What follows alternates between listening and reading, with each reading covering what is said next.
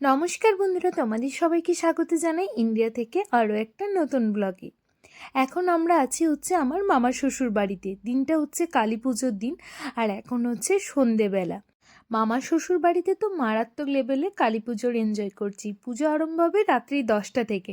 এখন সন্ধেবেলায় বাচ্চাগুলো ভূত সেজে বসে আছে, কারণ হ্যালোউইন ডে চলছে, ওরা জানে। তা এখানে মামার শ্বশুরের নাতি নাতনি, মানে বড় মামার শ্বশুরের 2 ছেলে, আর 2 ছেলের মধ্যে একজনের নাতি মেয়ে আর একজনের ছেলে। সেই নাতি নাতনি মিলে সবার জন্য ঘরে খুব সুন্দর করে পিচবোর্ড কেটে বানিয়েছে এই মুখোশগুলো। আমার ছেলের জন্য বানিয়ে রেখেছে, আরও ঘরে যে সমস্ত বাচ্চারা আসবে তাদের সবার জন্য মুখোশ সুন্দর করে ওরা কালকে সারা দিন ধরে মুখোশ বানিয়ে রেখেছে, কারণ সন্ধেবেলায় এরকম ভূত সাজছে বললে। তাই এই যে ভূত সেজে সবাই বসে আছে আর খেলাধুলো করে যাচ্ছে সন্ধেবেলায়, সেটাও তোমাদের সাথে একটু ছোট্ট করে শেয়ার করে নিলাম।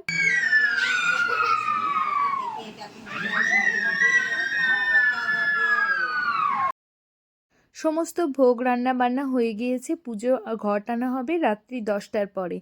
এখন এখানে সবাই মিলে বেলপাতা ছাড়াচ্ছে, আর পুজোর যে এরিয়াটা পুজোয় বসবে সেই এরিয়ার নৈবেদ্য জোগাড় জানতে সমস্ত কিছু রেডি করছে।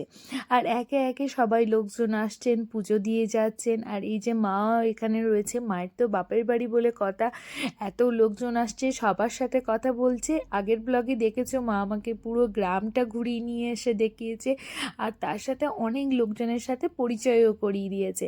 আর এই যে সবাই আসছে, আবার সবাই জানো তো আমি হয়তো সবাইকে অতটা ভালো করে চিনি না, কিন্তু আমাকে সবাই চেনে, কারণ এই যে তোমরা এত ভালোবাসা দাও, এই ভিডিওর মাধ্যমে দিয়ে সবাই আমাদেরকে চেনে। তো সেই কথাগুলোই বলছিল, ভিডিও কেমন করে আমি কথা বলি, বা এই ভিডিওগুলো এখন বানিয়ে রাখছি, এরপরে পিছনে কী সব বলবো, যে আমাদের মামার বাড়িতে গ্রামের বাড়িতে পুজো কেমন, এই সমস্ত কিছু কথাগুলোই আমাকে বলছিল।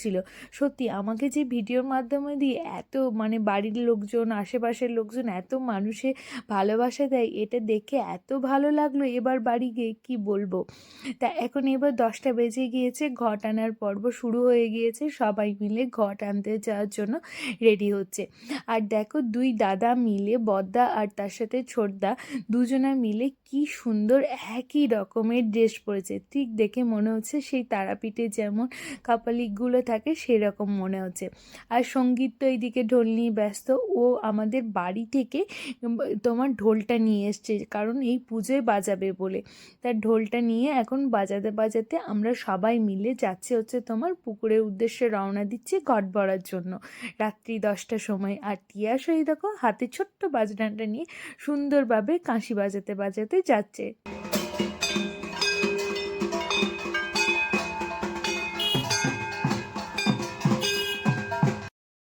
এখানে একটু ভিডিও করতে অসুবিধাই হচ্ছিল, কারণ পুকুর ঘাটটা ছিল পুরোপুরি অন্ধকার। গ্রামের রাতের অন্ধকার বুঝতেই পারছো, অতটা লাইটের ব্যবস্থাও ছিল না। ঘর থেকে যেটুকু লাইটের আলো নিয়ে যাওয়া হয়েছিল সেটা দিয়ে ঘট ভরা হচ্ছে। প্রথমে এই দেখো ছোট বৌদি যে মঙ্গল ঘরটা নিয়ে এলো, সেই মঙ্গল ঘরটা নিয়ে এসে ছোট মামিমার হাতে নিয়ে দিল। এই মঙ্গল ঘরটাই এখন নিয়ে যাবে মন্দিরে, নিয়ে বসাবে। তারপর এই যে মায়ের মেন ঘট, সেটা ছোদ্দা নিয়ে আসছে, ছোদ্দা এবার মেন ঘরটা নিয়ে যাচ্ছে।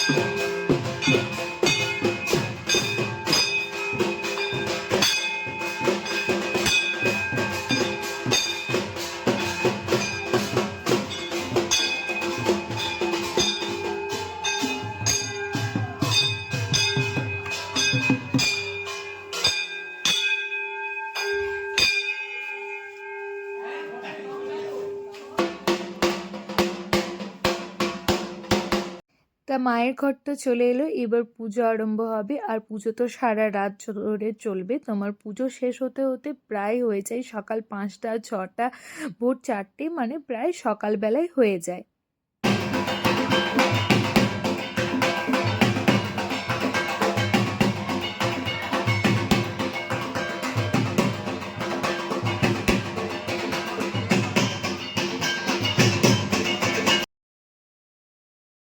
তারপরে তো এখানে সঙ্গীত বাজনা বাজাচ্ছি আর সবাই এখানে এনজয় করছে। এই যে দিদিভাইকে দেখতে পাচ্ছ শাড়ি পরে, এটা হচ্ছে সঙ্গীতের ছোট মামার মেয়ে।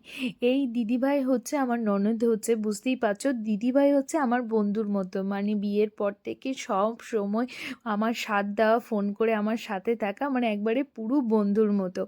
মানে দিদিভাইয়ের সাথে আমি সমস্ত কথা শেয়ার করি। এখন হয়তো কাজের ব্যস্ত কারণে একটু ফোন করা কম হয়ে ওঠে, কিন্তু দিদিভাইয়ের কাছে মনের কথা খুলে বলে একটা আলাদা আনন্দ পাওয়া যায়। তাই দিদিভাইয়ের ছোট্ট মেয়েটাও এসছে, ও আবার আজকে কুমারী হবে, সেই রাত্রি 3টের সময় উঠে কুমারী সেজে আসবে, সেইটাও তোমাদের সাথে দেখাবো, একটু ওয়েট করো। এখন তো এখানে মায়ের ঘরটা স্থাপন করা হলো, কুমারী পুজো হতে প্রায় ভোরবেলা হয়ে যাবে। তাই দিদিভাই ওকে এখন নিয়ে গেল, খাওয়াবে, খাইয়ে নিয়ে আসবে। আর পাকা বুড়ির মুখে এত মিষ্টি মিষ্টি কথা, কি বলবো। আমি তো সারা দিন ধরে ওকে যখনই সামনে পাচ্ছিলাম, সামনে নিয়ে ওর কথা শুনে যাচ্ছিলাম। আর এখন দেখো পাকা বুড়িটাকে নিয়ে আমার শাশুড়ি মা আর বড়দা মিলে একটু নাচ করছে। আর এই যে লাল পাঞ্জাবি পরে গেল, এটা হচ্ছে আমাদের ছোট ভাই, বাড়ির ছোট ভাই, মানে ছোট মামার ছোট্ট ছেলে।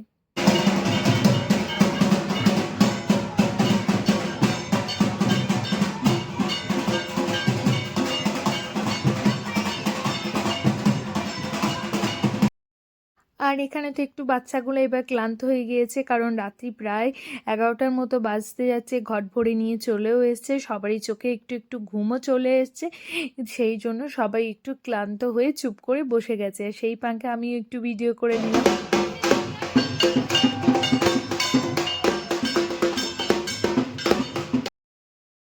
মায়ের ঘর তো চলে এসছে, এবার তোমার আমাদের এখানেই মন্দিরে, যেটা 12 মাসের ঠাকুর ঘর, সেই ঠাকুর ঘর থেকে এখন নারায়ণকে নিয়ে আসা হচ্ছে। নারায়ণ নিয়ে আসা হলো, এরপর নারায়ণের পর তোমার নিয়ে আসা হচ্ছে তোমার লক্ষ্মীকে।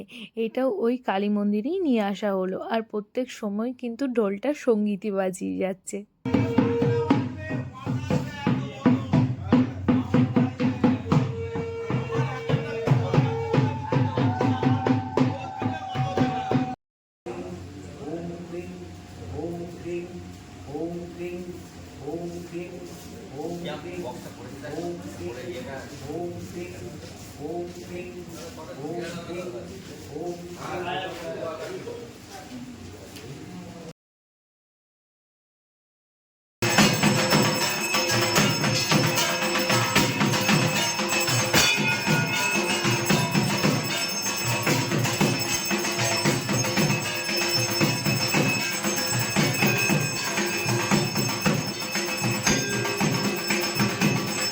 মামা শ্বশুরবাড়ি এই কালীমাকে বলা হয় শ্মশান কালী পুজো করায়।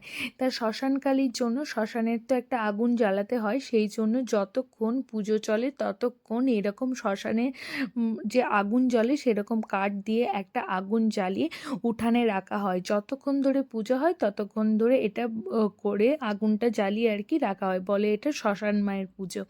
তারপর এই দেখো ভাই তোমার খুব সুন্দরভাবে পাঁঠাটাকে স্নান করে নিয়ে এলো। প্রত্যেক বছর জোড়া পাঁঠা বলি হয়, তো দুটো পাঁঠাকে বলি হবে এখন, সেই জন্য পাঁঠাগুলোকে এখন একটু পুজো করা হচ্ছে। পাঁঠার তো পুরো বলি আমি ভিডিও শেয়ার করতে পারবো না, ওটা দেওয়া মানে আমি নিজেও দেখতে পারি না, আর ওটা দেওয়া আমার মনে হয় না উচিত বলে, সেই জন্য পাঁঠা বলি হয়ে গেছে, সেটা আর শেয়ার করলাম না।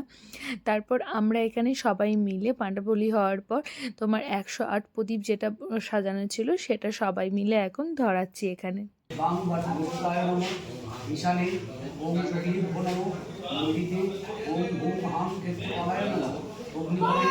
প্রত্যেক বছর কালী পুজোয় উপোস করি, কিন্তু এবছর কালী পুজোয় আর উপোস করলাম না, কারণ আমার শারীরিক কারণে হচ্ছে আমার অনেক রকম মেডিসিন নিতে হচ্ছে, সেই জন্য সারাদিন লুচি খেয়েই আছি। তারপর রাত্রি ঘরটর নিয়ে এসে একটু ঘুমিয়ে নিয়েছিলাম, মানে ওই 12টা থেকে 1টা 1.5টার মতো, 1-1.5 ঘন্টা মতো একটু ঘুমিয়ে নিয়েছিলাম। তারপরে আবার মন্দিরে চলে এসেছি, মন্দিরে এসে এখানে 108টা প্রদীপ ধরালাম, বসেই আছি। আর এখন পুজো হতে হতে প্রায় ভোর 4টের মতো বেজে গেছে। আর এই দিকে দেখো আমাদের ছোট্ট ছোট্ট কুমারী মাও কিন্তু চলে এসেছে। এই যে বললাম দিদিভাই ননদ, একটু আগেই বলছিলাম আমার মামাতো ননদ, ওরই মেয়ে, ছোট্ট পুচকি মেয়ে। পাকা বুড়ির মুখে এত মিষ্টি মিষ্টি কথা কি বলবো। আর কি সুন্দর দেখো, একবার এত ভোরবেলায় ওর মা ওকে উঠিয়ে সাজিয়ে গুছিয়ে খুব সুন্দরভাবে নিয়ে এসছে। আর ও আবার কিন্তু খুব সুন্দরভাবে সেজে গুজে বসেও আছে, এত সুন্দরভাবে ফুলের মালা টালা পরে দাদুর কোলে চুপ করে বসে আছে, আর সাথে পাকা পাকা কথাও বলে যাচ্ছে।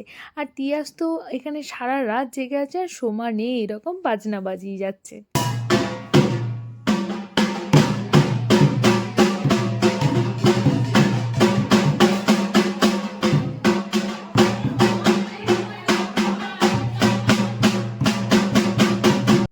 এত সুন্দর একটা ছোট্ট 4 বছরের কুমারী মেয়ে পাওয়া গেছে, সে তাকে নিয়ে ছবি তোলা হবে না সেটা তো হতেই পারে না। সবাই তাকে নিয়ে একটু ছবি তুলছে, আর ও কিন্তু শান্তভাবে সমস্ত কিচ্ছু মেনে নিচ্ছে, আর এত মিষ্টি মিষ্টি কথা বলছে কি বলবো।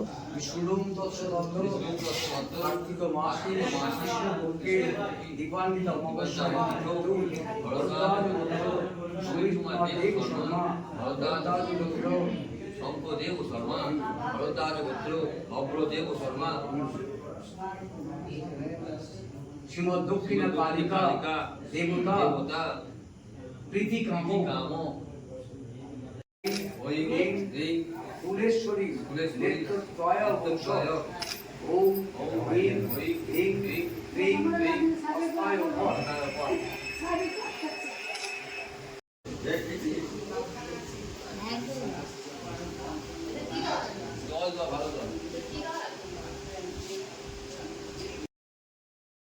কুমারী পুজো তো হয়ে গেল, এবার কুমারীকে ঘরে নিয়ে যাওয়ার পালা। কুমারী তো কি সুন্দর ছোট্ট শাড়ি ব্লাউজ পরে একদম মা লক্ষ্মী সেজে চলে এসছে। এখন এবার ওকে ঘরে নিয়ে যাওয়া হচ্ছে। সত্যি 6 বছর পর মামার বাড়িতে, মামা শ্বশুর বাড়িতে কালী পুজোতে আসতে পেরে কি ভালো লাগছে কি বলবো। আর মামা শ্বশুর বাড়িতে কালী পুজো আসা মানে এরকম জয়েন্ট ফ্যামিলিতে সবাই মিলে একসাথে কালী পুজো দেখার একটা আনন্দই আলাদা। আর এত আনন্দ হয় মানে মামা শ্বশুর বাড়িতে কালী পুজোয়, মানে তার কোনো তুলনাই নেই। 6 বছর পরেও যদিও এলাম, কিন্তু খুবই ভালো লাগছে। সঙ্গীত তো মানে ইন্ডিয়াতে থাকাকালীন কখনোই মামার বাড়ি পুজোতে যেতে একদমই মিস করে না। পুজো টুজো হয়ে গেছে, এখন মা কালীকে ভোগও দেওয়া হয়ে গেছে। মায়ের যে প্রথম ভোগ সেটা একটা ব্রাহ্মণকে ভোজন করাতে হয়, সেই থালাটাই এখন সঙ্গীতকে দিয়েছে। সঙ্গীত এখানে বসে মায়ের প্রসাদ গ্রহণ করছে, আর বড়দা ওকে এখন নিজে দাঁড়িয়ে থেকে খাওয়াচ্ছে। বড়দা দাদা ওরা খাবে, ওরা আরও একটু পরে খাবে, মানে মায়ের একদম পুরোপুরি পুজো শেষ হলে তারপরই বাড়ি যারা উপোস আছে তারা খাবে। আর এখানে পুরোপুরি তোমার ভোগ রান্নাটা যেটা প্রথম রান্না হয়েছে সেটাই তোমার সঙ্গীত খাচ্ছে। তা মামার বাড়িতে কালী পুজোর দিনের স্পেশাল এই ব্লগটা এখানেই শেষ করছি। কেমন লাগলো মামার শ্বশুর বাড়ি কালী পুজো অবশ্যই কিন্তু কমেন্ট করে জানিও। ভালো লাগলে প্লিজ পেজটাকে একটু ফলো এবং লাইক করে দিও, আর যারা ইউটিউব থেকে দেখছো প্লিজ একটু চ্যানেলটাকে সাবস্ক্রাইব করে দিও। তোমরা সবাই ভালো থেকো, সুস্থ থেকো। কালকেই দেখা হবে ইন্ডিয়া থেকে আমার মামার শ্বশুর বাড়ি থেকে আরও একটা দারুণ চমকদার ব্লগ নিয়ে।